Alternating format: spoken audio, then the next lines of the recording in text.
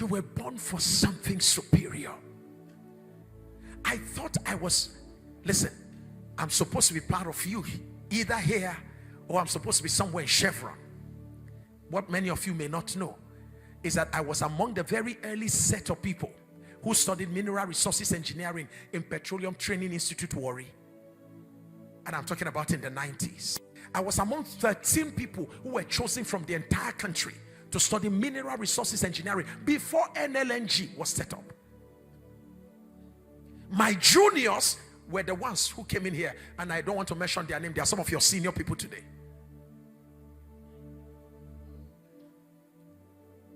From there, I went to Ibadan to study geology because I wanted to work in the oil sector. Why?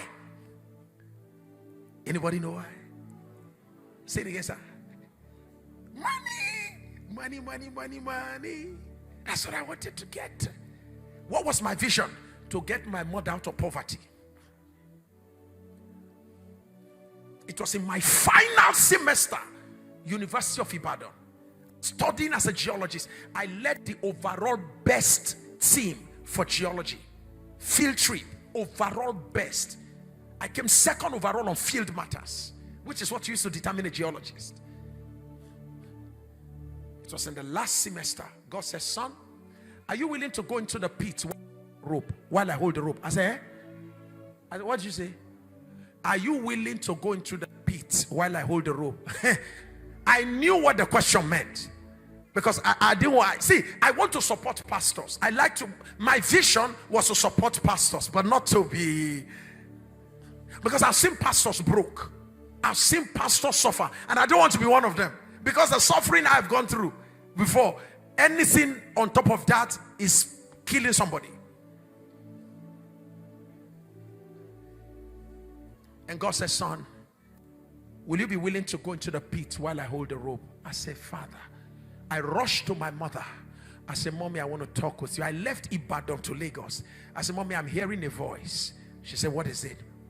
I said, Mommy, the voice is saying this to me. You know what my mother said? My mother said, I've been waiting for this day in your life. I said, wait. I said, I don't understand. You know the Yoruba mothers, the way they motivate your joy. You know something. She said, I've been waiting for this day in your life. I said, Mommy, which one? She said, today. I said, what is the issue? She said, sit down. The time has come for story. She said, you know, we normally say there are times when you have words, you don't have time. And there are times when you have time, you don't have words. She said, now I have words and I have time. I said, Mommy, what is it?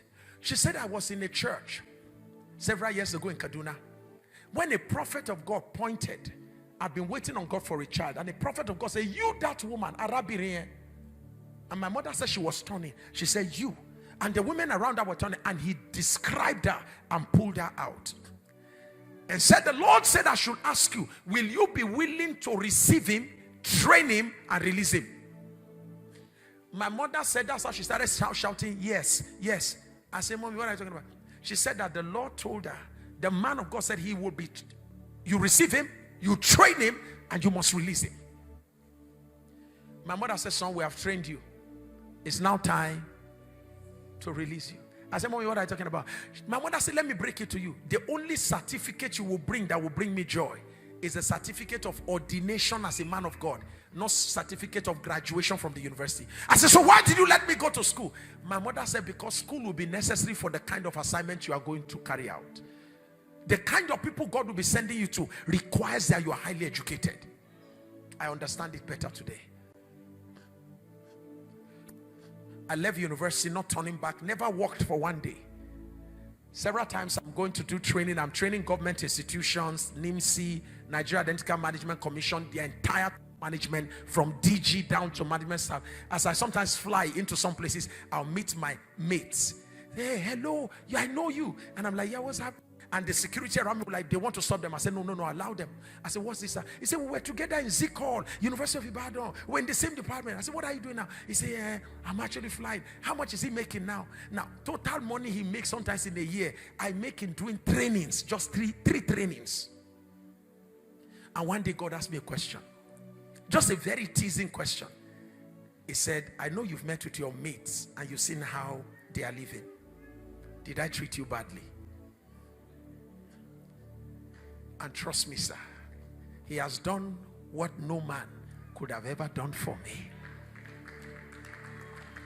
He has opened doors I could have never opened by my strength.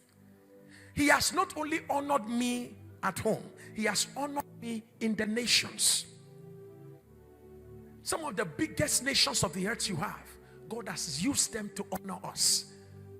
All of it began because I said yes. Yes. Yes. Let the struggle be over. The fight between you and God, bring it to an end. What have you been kept on earth for? What are you set to watch over? Would you just lift your hands to the Father? Thank you all, everybody. Go sit down.